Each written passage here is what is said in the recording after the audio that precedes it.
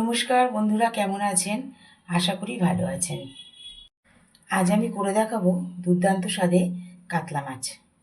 দুর্দান্ত স্বাদে কাতলা মাছ করতে লাগবে কাতলা মাছ। কাতলা মাছগুলোর মধ্যে আমি লবণ, হলুদ আর একটু আদা আর রসুনের রস নিয়ে নিয়েছি, আর নিয়েছি একটু সর্ষের তেল। এবার এই সব দিয়ে মাছগুলোকে ম্যারিনেট করে রেখে দেবো 10 মিনিট।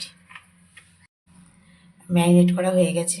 আচ্ছা, আদা আর রসুনের রসটা নেওয়ার পর যে ছাবড়াটা আছে ওটা কিন্তু ফেলে দেবো না, ওটা মশলা কষানোর সময় দিয়ে দেবো। কড়াইতে সর্ষের তেল দিয়ে তেলটা ভালো করে গরম করে নিয়েছি। এবার মাছগুলো ভেজে নেব। 3টে করে মাছ দিয়েছি, একসঙ্গে বেশি মাছ দিলে ভেঙে যাবে।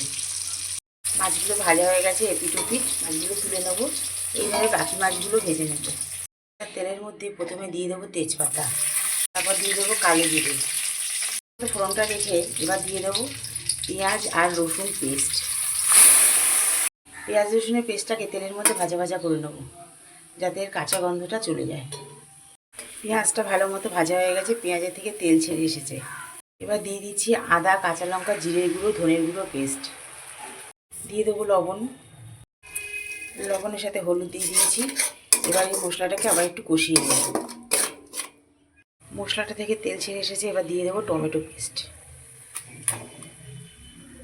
টমেটোর সাথে সব মশলা আরেকবার কষিয়ে নেব। মশলাটা খুব সুন্দর কষিয়ে গেছে, একদম তেলের থেকে মশলা ছেড়ে গেছে। এবার দিয়ে দেবো জল। এখানে আমি একটু উষ্ণ গরম জল দিয়ে দিয়েছি।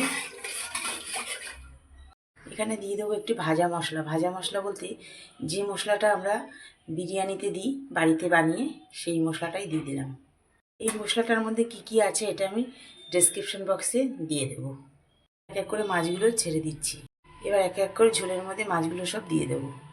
মাছগুলো সব দিয়ে দিয়েছি। এবার মাছগুলোকে 5 মিনিট মতো ফুটিয়ে নেব। কাতলা মাছের ঝোল আমার রেডি। এবার নামিয়ে ফেলবো। দুর্দান্ত স্বাদে কাতলা মাছ আমার রেডি। এটি গরম ভাতের সঙ্গে খেতে খুবই ভালো লাগে। আর আমার এই রেসিপিটি যদি আপনাদের ভালো লেগে থাকে তাহলে একটি লাইক, কমেন্ট, শেয়ার এবং আমার চ্যানেল মনের ইচ্ছেকে সাবস্ক্রাইব করার অনুরোধ রইল। আজকের মতো এই পর্যন্ত। আবার আসবো নতুন কোনো রেসিপি নিয়ে। আপনারা ভালো থাকবেন, সুস্থ থাকবেন।